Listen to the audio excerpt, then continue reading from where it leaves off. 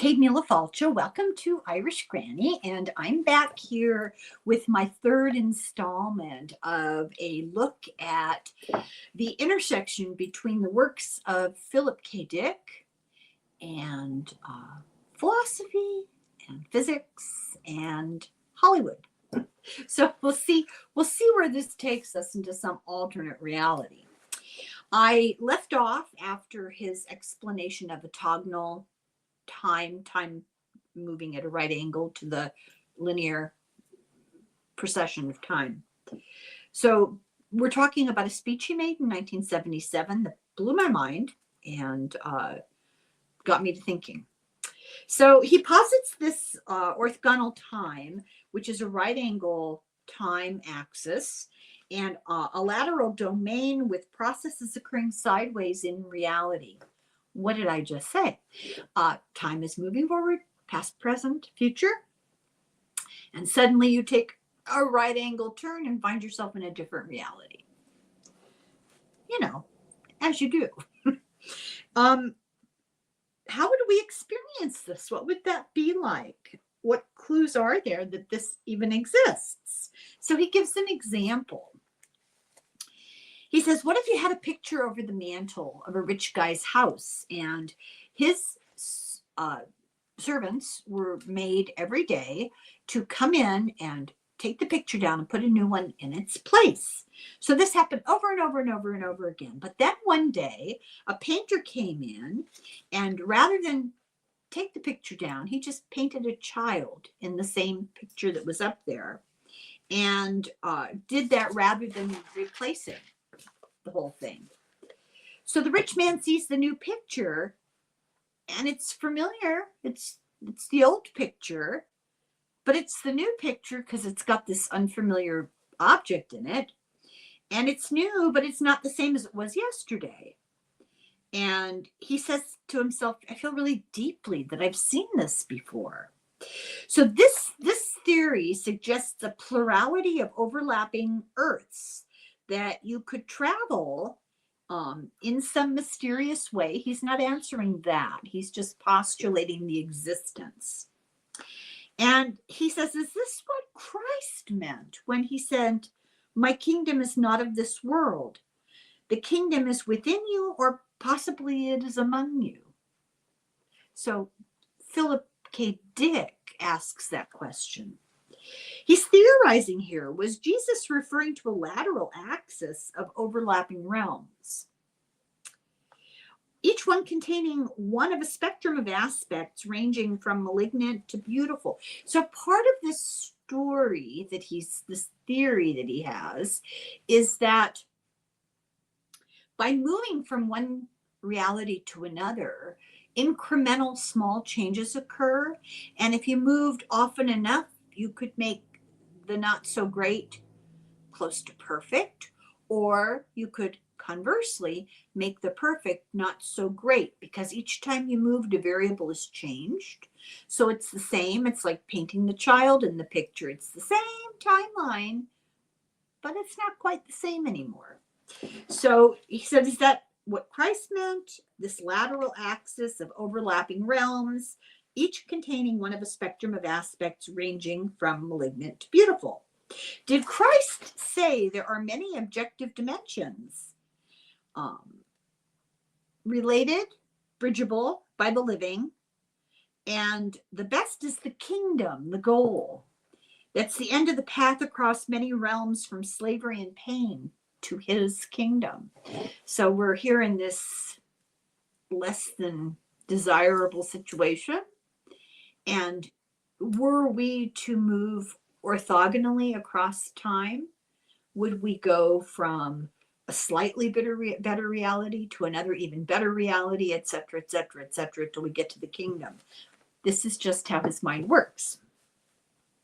Was Christ teaching the secret of crossing along this orthogonal path?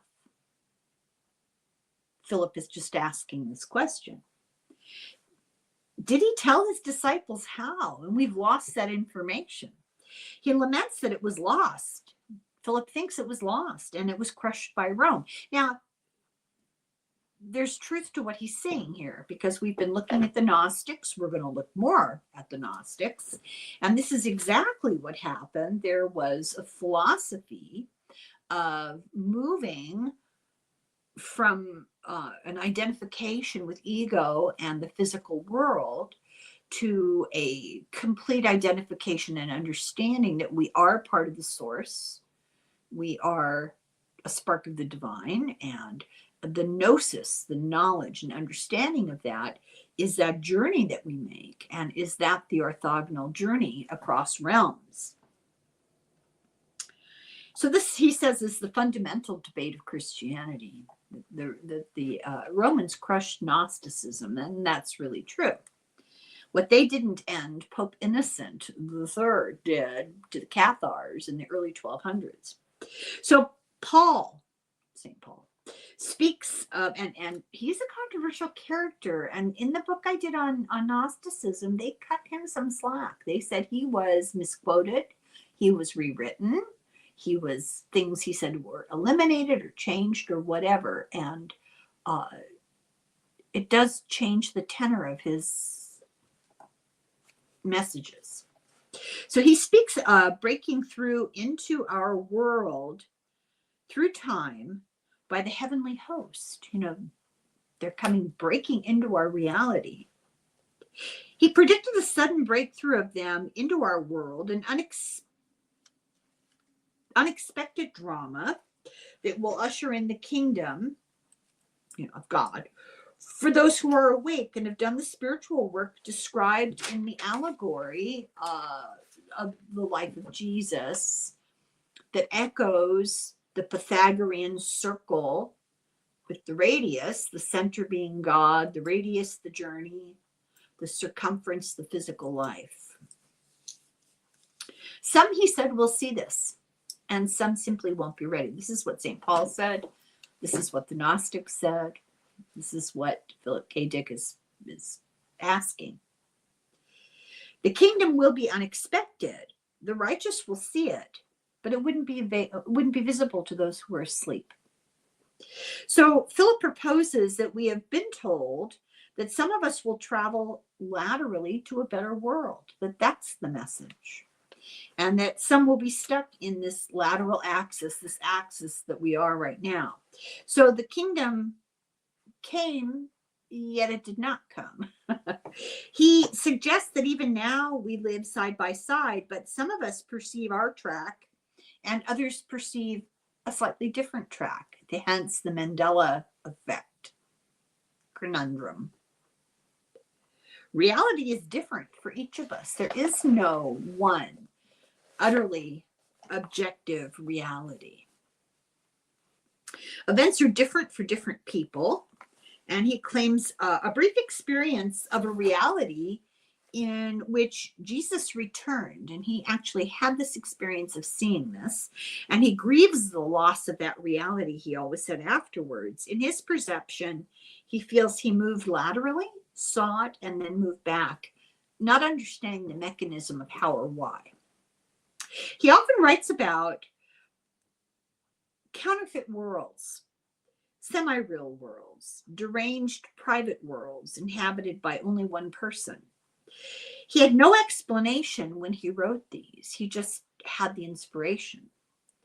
So in 1977, he believed that he understood better what he wrote earlier, that many partially actualized realities are lying tangential to the most commonly actualized reality, the majority experience. So the thing that most of us experience is the conventional timeline, the actualized reality. But there are all these parallel realities that some of us experience one or the other, or we cross and get little tastes of them. And there's just not one reality for everybody. He first thought that it depended on the subjectivity various human viewpoints. So it's just how you look at things. But now, giving this speech in 1977, asks, is it more than that? Do plural realities exist superimposed upon one another? Like like film transparencies, you know, those overhead projectors, and you just pile them on one on top of the other and you can extend the picture with more detail. He doesn't understand how one becomes actualized or dominant over the rest. He just doesn't have an explanation for that. He says, is it an agreement on a viewpoint by a sufficient number of people? Is it like that reality where you just need 15% of the population to change the zeitgeist for the whole population, as in fascist Italy during World War II? It was only 15% of the people that followed Il Duce. So is it determined by the programmer being whatever word you want to use, the creator, the God, the source, the power. He calls it the programmer because he's regarding this whole thing as sort of a computer situation. He said, does the programmer choose the reality and the degree to which it prevails? Is this constant reselection part of the general creativity of world building, the task of the creator? And I would interject here that this reminds me a lot of the Kybalion, the Hermetic principles that we covered before, that discuss the different layers of vibration that on our journey back to the source, we accelerate our vibration more and more and more until we become scattered particles that move in a flow. And that's very much plasma physics. I don't know, this is starting to sound crazy, but it makes some kind of perverse sense to me that Philip K. Dick and the Bladerunner, they're talking about Hermetic principles. I don't know, plus particle physics. I don't know. So does the creator decide, well, this time, this will be the experience. And for this person, this will be the experience. I don't know. He doesn't know either. He's just thinking about it. Is it like an ongoing computer process of problem solving along linear time that generates branches off to lateral worlds? He then suggests that God, the programmer, didn't make his moves of improvement against inert matter. He's dealing with a cunning opponent. This is where I think this gets really interesting. Something that Philip talks about as the dark counterplayer of Joseph Campbell, the archetypical tyrant with the shadow self, or the counter principle, the destruction of meaning, not the creator, but the antithesis of that. The source pre-selects variables that bring him final victory, and in each sequence, he can claim those of us who participate in the sequence, and we instinctively pray, according to Philip, libera me domine, which is rescue me or deliver me, God. And this is from the Requiem Mass. So, you know, he gets all fancy with his philosophizing. But if you think about a second, what he's saying is that when we come out to experience what we're going to experience, we're sent by the source, the creator, the programmer of all things. And then we go back with what we've learned. And if we've participated, in other words, lived in the material world and learned something, then that determines the next step for us. He says you can extricate one programmer as you experience your triumph and move along lateral axes. So he says, I don't fall prey to the malignant power as I move from reality to reality. There is inevitability that the malignant power has already lost.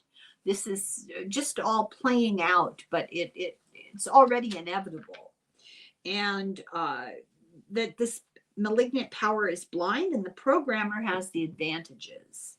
So Philip suggests this process of selection and creation is just continuous. This is very much what the Hermetic principles say with the Kybalion, this endless flow of energy from a higher to a lower vibration and back again, bringing with it all that it encounters.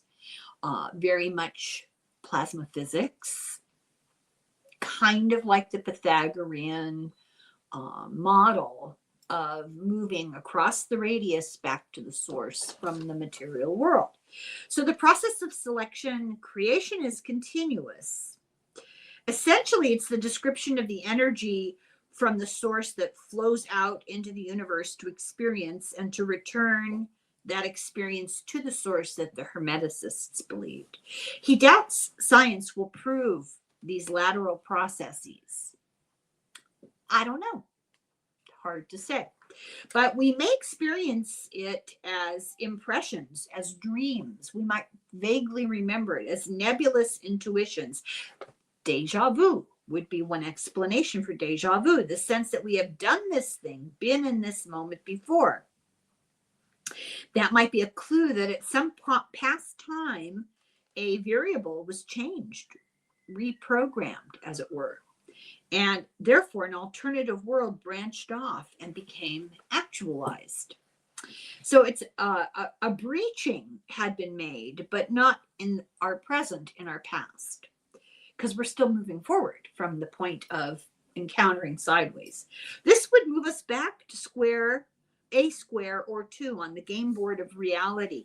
This could happen any number of times to any number of people, and we would be confused, but God, the programmer, would understand because we are within the time and he is not. So we're sort of distracted by being within the milieu of the time, but God is above all that.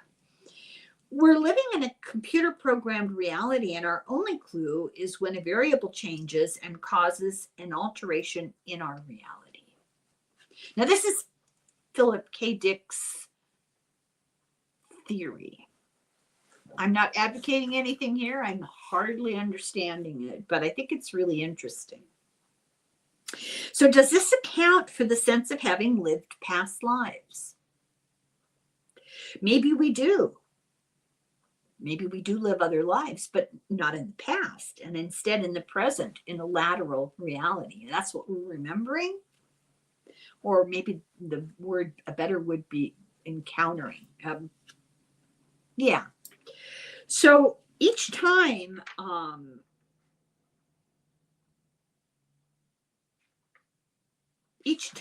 thesis encounters antithesis.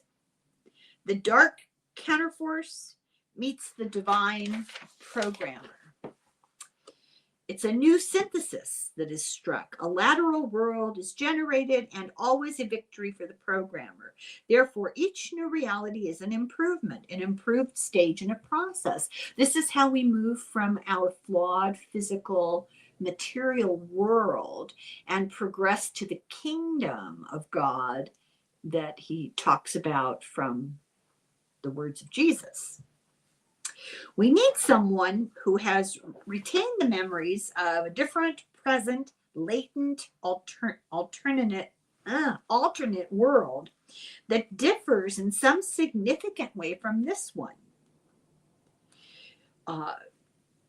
There could be memories of a worse world too, and a lot of his books are kind of like that. They're these alternate worlds. It's not reasonable to think that God would downgrade everything unless you believe that God is evil or insane, and Philip does not believe that. He thinks it's always a progression to something better. So does anybody remember, is the question. He claims he does in this speech, and he puts it in his novels. The Man in the High Castle is an alternate reality in which the Allies lose. And a fascism proceeds. Flow my tears, the policeman says, the United States is a police state in this story and has fragmentary residual memories of a horrid slave state world. So this memory was because of dental work he had, the sodium pentothal that he took. And he had this flash of recovered memory when the girl came to the door with the gold Christian fish in her neck. But he said it took about a month later for all of his memory to return. And he tells the audience, I'm not joking, take my word for it. He said, it's a serious matter of great importance. And there was really a lot of weight to what he said. Now, this is his opinion. This is what he was thinking at the time. But he was quite serious about it. He wasn't toying with notions. He felt, it was apparent, he felt very strongly that this goes a long way to explaining in some small way what we can look forward to in the future. He saw the writing on the wall, let's put it that way. So he's claiming to remember a different present life, an alternate future. It's not unique, he said. He's willing to talk about it, but this happens to other people too. They're just afraid to talk about it. He, made comments about, well, people already know what chemicals I've done, and people already know my instability. What have I got to lose? So he claims variables changed in 1940 that led to the events in March and August of 1974, the Nixon administration. He said it's a thread, a continuous thread that connects time, a thread of change, which culminated in a spectacular historical event that forced the removal of a United States president from office and also those associated with him. So his remembered world included a failed civil rights movement, failed anti-war movement, and Nixon not removed. This is the alternative future that could have happened. He claims a cycle, an effort was begun that started this cycle 2,000 years ago to destroy an entrenched tyrannical power. And this effort to destroy that was seen as subversive and revolutionary, and it had to be hidden. And he's talking about the Gnostics. I mean, I was really blown away. I had no idea that Philip Dick ever thought about any of this stuff. I just didn't like Bladerunner. That's all I knew. But when I really listened to what he had to say, I immediately recognized he's talking about the Hermetic principles. He's talking about Gnostic philosophy. What? So the Gnostics were protecting this attempt to destroy a tyrannical power. And instead what happened is they were suppressed, and there was a fascist takeover by the Roman Empire, which there absolutely was. And he says it's just like the Nazis. And in his memory, the world was a prison far more cruel than the tyranny of Nixon. In February of 74, in his alternative memory, there was much loss of life, a great battle, and it was overthrown in 74. So it was successfully overthrown. So his novel is about this, and it was released in February of 74 after a 2-year delay. He said, this is not fiction. I meant it as fiction when I wrote it. It reads like fiction, but I believe now, giving it thought, looking back on it, it's subliminal memories. So somehow it wasn't allowed to be published then because he felt fear about writing it and awaiting the printing of it. And it was delayed. It was delayed against his efforts. But it was delayed intentionally, he believes, to guarantee that he would not sabotage the book's effectiveness by his public words. So he believes that these books were meant to stir our memories back to life. The books he wrote were meant to stir us and our memories back to life, and done in a way that attracts people because they're just different enough that people can't dismiss them easily. It's only science fiction, but it makes you think. To recall on a deep unconscious level what a police tyranny is like and how vital it is to defeat it. Now he's saying this in 1977, which at the time was a pretty liberal time, but it was right on the threshold of Reagan. His ideas have a life of their own. See how I'm doing here. I don't want to make this way, way, way too long. Let me see here.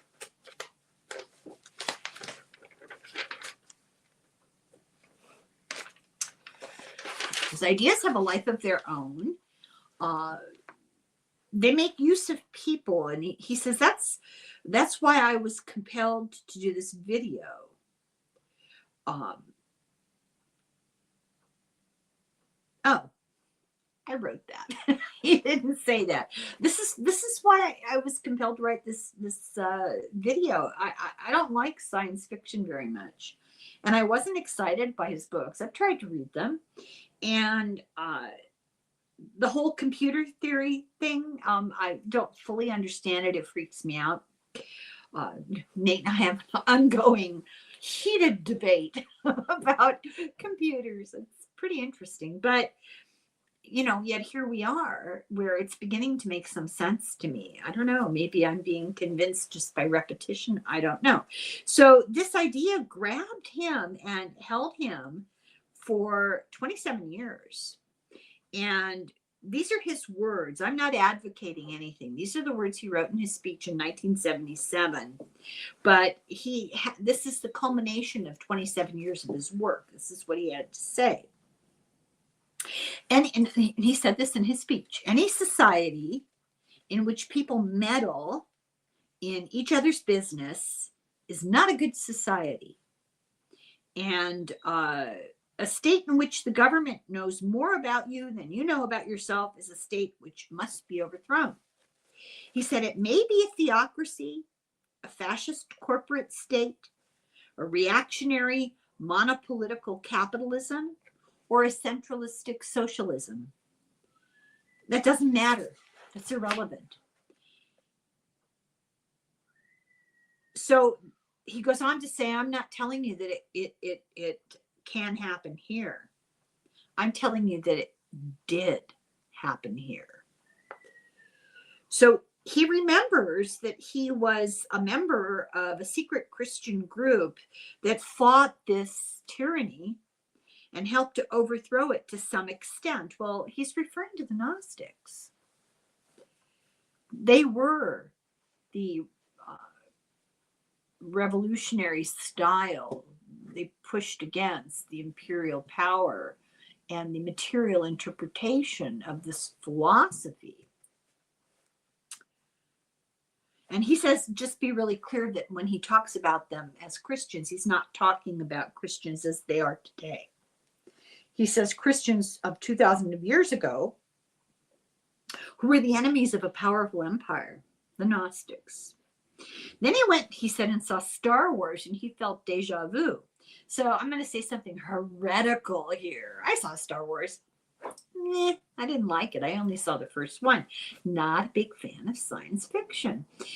When I saw it, it would never, ever have occurred to me that there was anything in it other than shoot 'em up, bang, bang in space. I did not get the message behind it. I understand it now, but I still don't like laser beams and stuff. I mean, I'm not into it, but I do understand the importance of what the movie had to say. And he said in The Reality of 1977, and in his speech, he says they fought a much lighter tyranny in 1974, a far stupider one. And perhaps they had assistance. Perhaps tinkering with historical variables came to the rescue of society in 74 and saved him from Nixon. His memory is, he said, a gift. He says we experience the function of the programmer. The programmer who controls all. He said he caught a glimpse in March of 1974 of the presence of the programmer, and he mentioned something that didn't even occur to me. And I think this is probably significant. Our astrological friends, I'm sure, would confirm it, that he's talking about the time period that began with the vernal equinox. So he said that this had this whole notion resembled nothing that he had ever heard described. It resembled this notion of the programmer, like he saw God, is what he's saying. And it was nothing like he expected. This description blew my mind. He said it resembled plasmic energy. It had colors. It moved fast. It collected and then dispersed. This is described in Hermeticism. But Philip, when he saw it, was unsure what it was. He does know the controller was in every objective part of reality, every object and part of reality. He later learned the name Brahman and has been given to this omnipresent, immanent entity. He can't prove any of this, he said in his speech. It took him 3 years to work up the courage to even talk about it like he did that day in the speech. He says, I'm speaking now because of recent encounter that I had that mirrored the moment in The Man of the High Castle and the short story Faith of Our Fathers. He said a dark-haired girl came to his door. And this happens in his books a lot. The door of the protagonist has a knock on it. He opens it to a dark-haired girl, and she tells him his world is delusion. He harbored the knowledge that this would happen to him. A total stranger came to his door and told him that some of his fiction was true in a literal sense. He told this woman that in February of 75, he passed across to an alternative present. It was a garden of beauty and peace, a superior world that was rising into existence. Because remember, every time you move farther laterally, hopefully, things get better. So he saw this burgeoning, peaceful, and beautiful reality. It would come to be our world when the correct variables in our past have been reprogrammed. It will materialize as a superimposition onto this world, and we will awaken to it, supposing we had always lived there. The memories of the other prison world will be erased. So he says that he feels like he takes, not reluctantly, he's not bragging, he's not a megalomaniac, but he says he's taking the role of prophet, like the Sibyl of Delphi. And he describes a garden, an Edenic world, perhaps that exact ancient world restored as our false trajectory is corrected. He said, once again, we will be where many thousands of years ago we lived and were happy. It's our legitimate home, and the curse will be lifted from the world. That's the message of Philip K. Dick. And I actually have another little bit about him, and I'm going to leave it for another day because that was a lot to digest. I know that was a lot to digest. And, if you watch this and you need to think about it some more, let me remind you, if you don't know this, that when you first come to these videos and the title is in dark print, if you click on that dark print and then scroll, you'll get the full transcript of the video. And sometimes it goes faster to just flip through that and read the parts you want to review without having to watch the whole thing. Although, I invite you to watch the whole thing many, many times. So thank you so much for watching. I hope this wasn't as confusing for you as it was for me. I hope this made some sense and it drew some connections. It drew connections for me that I think are interesting. I don't have a conclusion. I don't know how to summarize it. It just gave me a new respect for Philip K. Dick. So, thanks for watching. Slángafoil, Slánge.